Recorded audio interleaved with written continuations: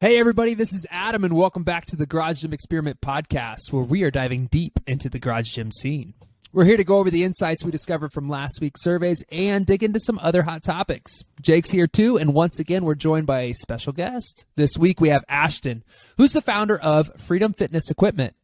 Ashton, thanks for joining us. Is there anything the audience should know about you? Yeah, thanks for having me on. We buy and sell fitness equipment for everything from home gyms to commercial facilities. We specialize in used commercial gym equipment, which I'm trying to spread the word on. We have everything from residential to commercial lines available. And my goal is to educate, inform, and consult with people about the best options for their long-term fitness and health. Oh, that was cool.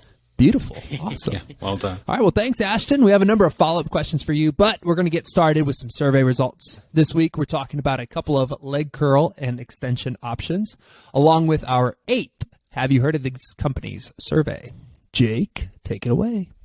Thanks, Adam. Before we get into it, what did you think of the Arnold last weekend? Oh, man. As a spectator, the nicest turnout I've been a part of, because if you've ever been to the Arnold before, I mean, it's packed. You're usually shuffling 6 inches at a time to get around. Just notice the crowds were a little bit thinner. You could really move around that place. See, you got a pretty sick Massonomics shirt on over there, Jake. Yeah, I'm pretty rad. We met the boys from Massonomics. Yeah, Tanner and Tommy. That was cool. Who else did we see? Let's see. We met like Grant from Strength Go. He's a really cool guy. They had an awesome deadlift competition, or I wouldn't call it a competition. Showcase. It was rad. The deadlift showcase was probably my favorite thing outside of just meeting certain people. But yeah, we were 5 feet away from 800-pound deadlifts. It was awesome. Yeah. Yep. So we saw the guy from a Mars Bar. Went by and visited him. Saw the guys from Bells of Steel. I'd say my favorite part was watching the strongman events. That was pretty cool. We saw the final 3 events. Saw the Martins take it home. That was rad. And we saw that girl lift the 720-pound stone. That 140-pound girl. That was insane. What did I say? No, you said that girl. I'm just reiterating. Yeah. She weighed 140 pounds, and those stones totaled 727, something ridiculous. Yeah. You see the girls who went before her? I mean, just monster females. Couldn't even make it budge. And this little girl steps up and just picks them both up. It was so cool. Yeah. Yeah, those were like cool. 4 beers deep up in the stands. It made it even cooler. Yes. And I would say those parts were cool. The rest of the expo wasn't super interesting to me. It was pretty much just like a bunch of supplement companies or other kind of, I don't know, I want to say meathead brands that, were just there to sell their stuff. Yeah. And we met Justin Medeiros over at the Rogue area. Yeah, we sure I gave did. him some tips for 22.3. Brink style, right? Skate better. I said, hey, Justin, lift faster. He got it. He's like, all right, man. So when he wins 22.3, you're welcome, Justin. No. All right, Jake, man, let's do it. Survey. All right. But yeah, we were just the awkward guys who waited in line to meet Justin Medeiros. Short line, too. His red. That event, I feel like there was everybody there. Everybody. I kind of feel like I missed out. That seemed like a real fun thing. Ton of fun, yeah. All right, yeah, let's get to the data. So the first question we have here is, which leg extension / curl interests you more? In this battle, we're looking at the rack-mounted leg curl / extension from Titan versus just the standalone option from Titan. So head-to-head, you either chose rack-mounted, standalone, or not interested in either. So first of all, what is your guess of not interested in either be? It's got to be low. Because that's kind of one of the things I know from a commercial standpoint, probably, or just from a selling standpoint, probably sells the best. I'd say it's probably 5 to 10%. Not interested in either. Yeah, I would say low as well, but I might go around 15% not interested. Yeah, it was 21%. Oh. And then the rack-mounted option was the winner, barely, with 40.3% of the votes, and the standalone had 38.5% of the votes. What? And then also just keep in mind that the prices were not mentioned, but they're pretty much the same, or it's like within $100 difference. And then the rack mounted also weighs like 80 pounds, which also wasn't heavily emphasized. But regardless, I think the space saving aspect was the reason most ended up choosing the rack mounted. Any thoughts? Yeah. I cannot imagine sticking that thing on my rack and try. Several of the commenters mentioned like just taking that thing off and putting it on. Anything, same thing with jammer arms, same thing with any kind of attachments, even monolith ones that I have on my Titan X3. Taking those off and on if I'm like working out with a buddy of mine who's 6'5" is just a pain. And those aren't even that heavy just by themselves. But good gosh, I have the Titan leg curl leg extension combo standalone, and it's phenomenal. And I like the standalone because it does those couple of things really well. But man, sticking that on a rack, I don't know, man. I'm real surprised that they had the attachment is so high up. I'm also surprised, and what I'm thinking about is like when you're not using it, how do you store that thing? Yeah. You know, Where do you put like it? it's gonna take up the footprint of the standalone, just like laying in a corner somewhere. That's a good point. I'm with you there. A lot of people mention that in the comments, like you pretty much have to leave it there because it is so heavy. So Is that a new thing from Titan? Because I've been on their website a good bit. Is that like as of this month? I'm pretty sure it's new, Okay. but it's not in their. I checked their website because I was just curious. So I checked like the what's new section, and it wasn't there. So I don't know if that's them just not having it on the what's new section yet or what. But I've never seen it before until like a week ago. All right, so yeah, I think we're a little surprised it was as close as it was, but just keep in mind, not all that information was present for the people answering the survey. But it does sound like most of us would just end up choosing the standalone. All right, let's go to the Have You Heard of These Companies surveys.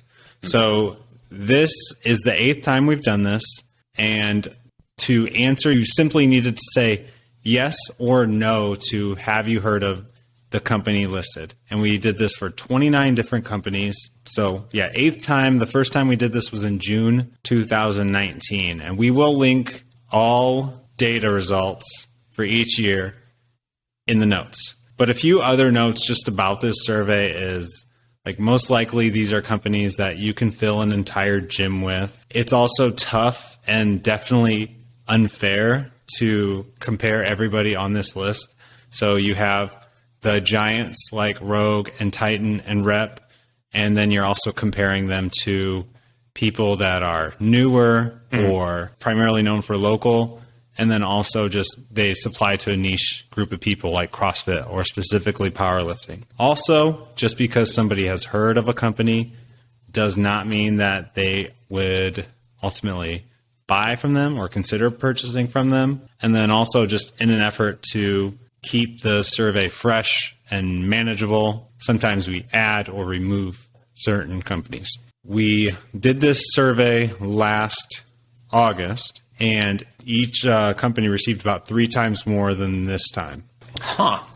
So it's likely that the most knowledgeable and the most passionate are the ones answering this, whereas before you might have had people a little bit, maybe not as knowledgeable. So, and that's just something that we have to deal with based on the Instagram algorithm switching from one month to the next. But regardless, the data is still interesting and relatively the same other than a few different changes. So let's go over that. All right, so first of all, the top 3 did not change. So 1 Rogue, 2 Titan, 3 Rep, all at around 97% or higher. This top 3 has not changed since October 2020, and it's always been in that order. We have AbMat moving up a spot into 4th place, and then another company going up was Sornex going from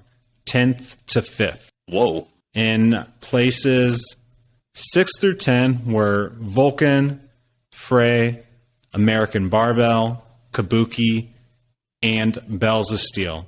They were all strongly in the 82 to 86 percentile area. A couple companies that fell on this list in terms of rankings were American Barbell, who went from 4th to 8th, and then PRX went from 6th to 12.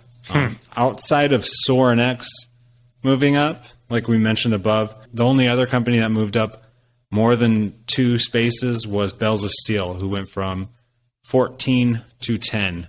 And then we also had some newcomers on this list. So like I mentioned earlier, we change out the list just to keep it fresh. And if we ever have a company that we're just curious about, we'll throw it in. But largely, for the most part, it's like we do this for only about 4 or 5 companies each time. So some newcomers on this list were Elite FDS, who moved into 15th place. Yes.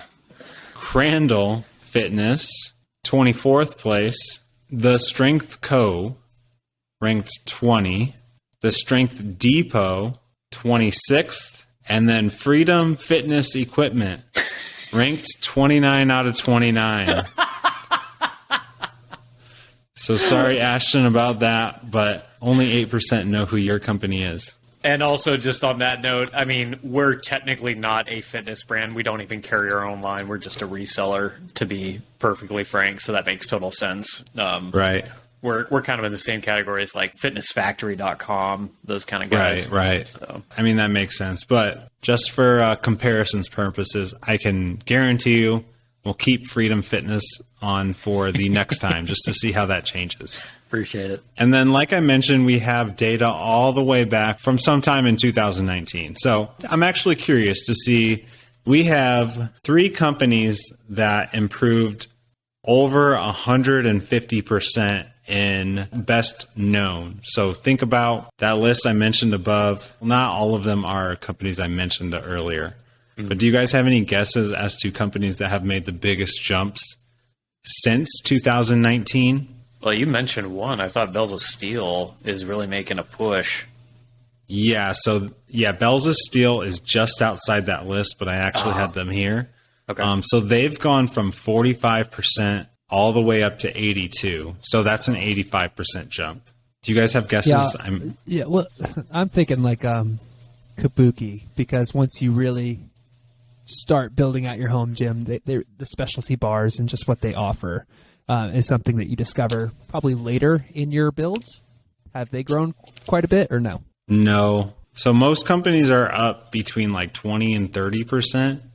And that kind of makes sense, just like knowing that like most people answering these questions are a little more knowledgeable than they were 2-3 years ago. But no, Kabuki is just kind of like a standard growth in terms of this. I'll just let you guys know because it's basically the people that started really low and then are now like mediocre. So the first one is Force USA, who has gone from 16% to 66%, and that's a 315% increase. Wow. Go Strong, 16 to 67%, that's 318%. And then also Frey Fitness, who 3 years ago, most people had no idea who they were.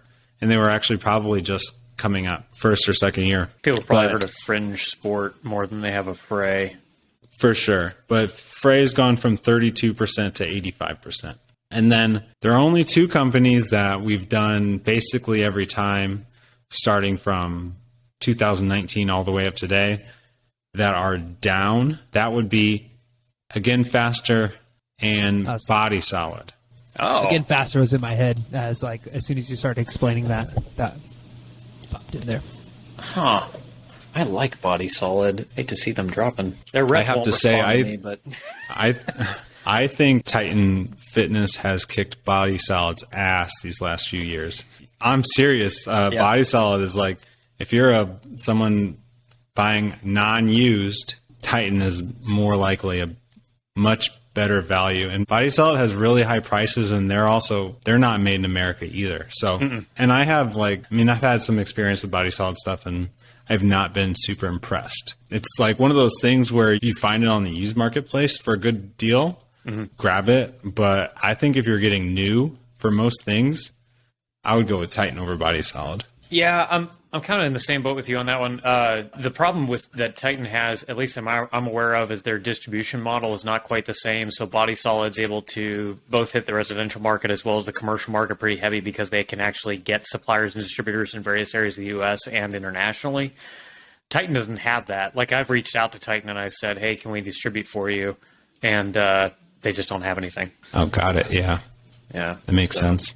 I had some comments on that list if we got a couple of seconds on like some of those brands. Sure. So I gotta say, I was listening to some of the other podcast episodes you had about people thinking, oh yeah, anybody on this list will never overtake Rogue, and I vehemently disagree. I think Rogue is going to be overtaken by Rep Fitness. I think that they are going to be the one because Rep is doing stuff in the home gym community that you guys are involved with that Rogue is not. Rogue is all CrossFit all day. Yeah, they're expanding internationally, and so is along with CrossFit, but they just don't have the kind. They're not listening to the audience like Rep Fitness and some of these other brands are. I think PRX is in the same boat as Peloton in terms of dropping their status and just they're not popular like they once were, especially with COVID not being what it was. And I just have to say this, just on or off the record, whatever. I hate Vulcan so much.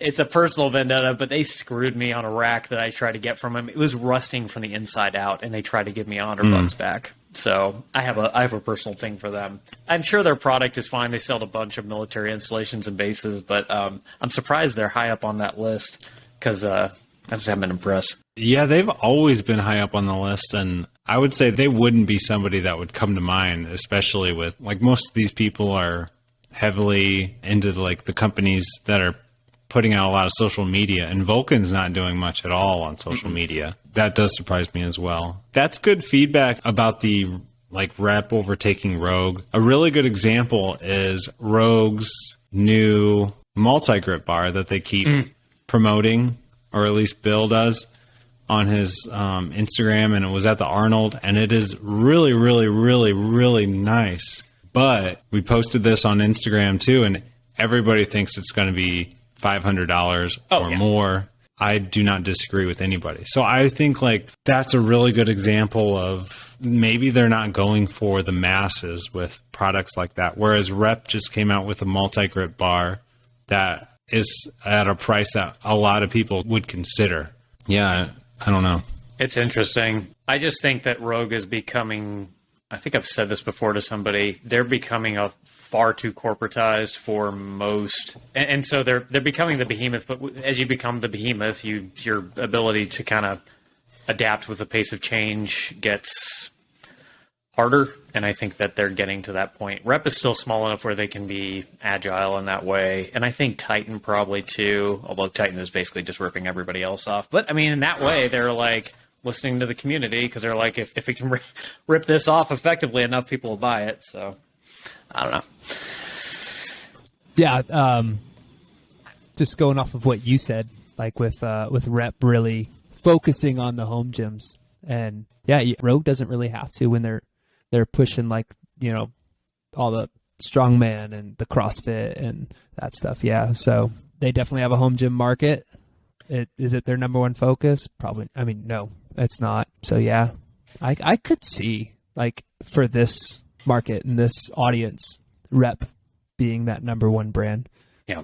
How long that'll take, who knows? It probably will take a little bit bigger of a catalog and maybe some strength machines and things like that. But yeah, it could definitely happen. Adam and I were sitting at the Arnold at the strongman competition, and we were kind of talking about this, how there are going to be plenty of people who are here that just see that Rogue is sponsoring this event, and they're just going to buy from Rogue. Those are likely not the people deep within the home gym community answering survey questions like this.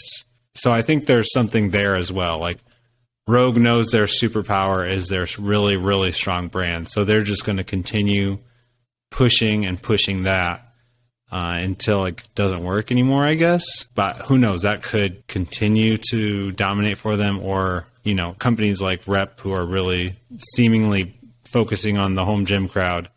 Is that going to be enough to catch Rogue? I don't know. You know, I will say, like, yes, that This is kind of off topic. It's Rogue, so it's on topic. That multi-crit bar was super impressive looking, but the most impressive thing in that booth was that 4x3 rack. Oh my gosh. With the cross member attachments. I mean, it was insane. It's way overbuilt. Way overbuilt. No one needs that, but it was awesome. I commented on a Gluck's Gym post about that, and I was like, who in their right mind, even from a commercial standpoint, needs that crap? Like, no one needs it. You could put that in an NFL training facility, and it's still overbuilt. Like, with gussets, really? Like what? Elite FTS, who is like, they are the overbuilt of all overbuilt machines. Like, everything they do, you could drop it off of the Chrysler building and it wouldn't break. And their stuff doesn't go beyond 3x3. So it was in my opinion, it was just like this gigantic marketing gimmick, but it's hilarious. And I think Jake and I were talking, and Jake, you ended up being right because we were guessing the price on just like that style, but your 4-post rack. And I kept saying like, no, I think it's like 3 something. He's like, no, it's 50 something, like 57 or something like that. I was like, no, I think you're thinking of the Monster Cave. This one is absolutely right. It's like $6,000 just for that. Right. Yeah. Oh my gosh. It's insane though, but it's super cool. Can you imagine having that in your garage and then like moving my dinky homes? little basement? No, dude, no. Like, and it's such a and then you're locked into the Rogue ecosystem for any attachments. Nobody in their right mind is going to make a 4x3. I don't see any other manufacturers jumping on that. I think they're going to sell like 2, and I hope they jump off of it because, my goodness. Okay, just go for a 4x4. Why not? Just go for a 4x4 now. Right. Seriously. I will say, though, it looked very impressive. It literally looked like a tank, but too much. All right, let's enough Rogue chat. Go ahead, Adam, sorry. That's going to wrap it up with our survey discussion. Now we're going to jump in with Ashton with some Q&A.